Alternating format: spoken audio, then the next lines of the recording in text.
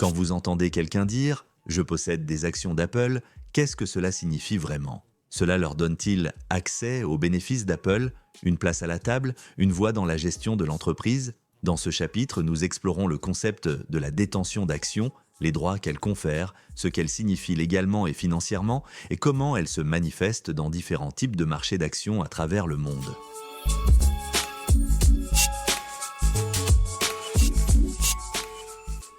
Une action, souvent appelée stock ou equity, est une unité de propriété dans une entreprise.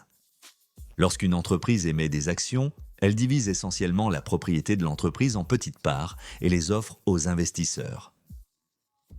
Si vous possédez une action d'une entreprise qui a 1 million d'actions en circulation, vous possédez 0,0000001% de cette entreprise. Les actions sont échangées sur les bourses et leur prix fluctue en fonction de la perception du marché, de l'offre et de la demande et de la performance de l'entreprise. Mais au-delà des mouvements de prix, être actionnaire s'accompagne d'un ensemble de droits légaux et de bénéfices financiers potentiels.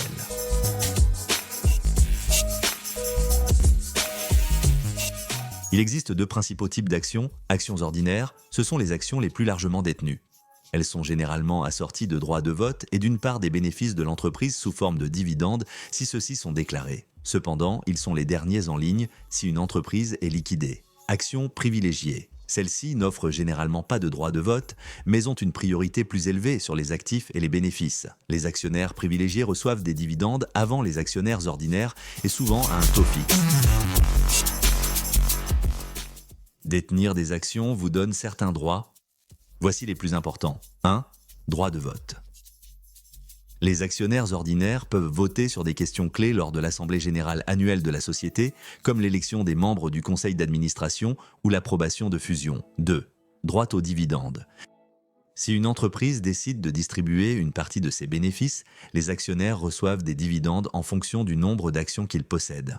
3. Plus-value. Si la valeur de vos actions augmente avec le temps et que vous les vendez à un prix plus élevé, vous réalisez un bénéfice appelé gain en capital. 4. Accès à l'information.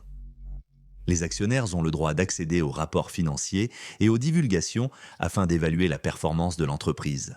Et enfin, mais non des moindres, les droits sur les actifs résiduels.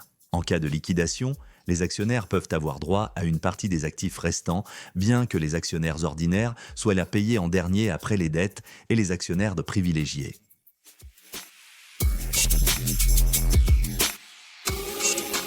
De nombreuses entreprises utilisent des structures d'actions à double classe, surtout dans la technologie. Par exemple, Alphabet, la maison mère de Google, a des actions de classe A, 1 vote, des actions de classe B, 10 votes non cotés en bourse et des actions de classe C, 100 votes. Cela permet aux fondateurs de conserver le contrôle, même s'ils ne possèdent pas la majorité de l'intérêt économique. De telles structures sont courantes aux États-Unis, moins en Europe, et généralement restreintes dans certains marchés asiatiques. Elles suscitent des débats sur la gouvernance et l'autonomisation des actionnaires.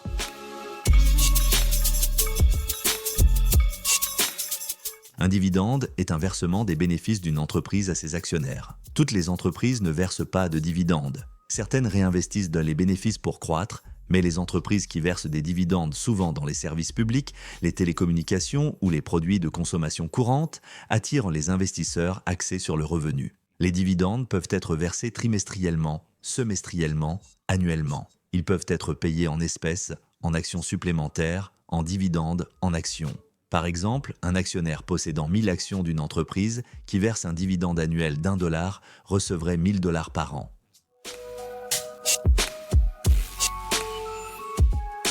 Volatilité des prix. Les prix des actions peuvent fluctuer largement en raison de facteurs externes et internes. Pas de revenus garantis. Les dividendes peuvent être réduits en période de récession. Dilution. Les entreprises peuvent émettre de nouvelles actions, réduisant votre pourcentage de propriété. Manque d'influence. À moins de détenir une participation significative, votre capacité à influencer les décisions de l'entreprise est limitée.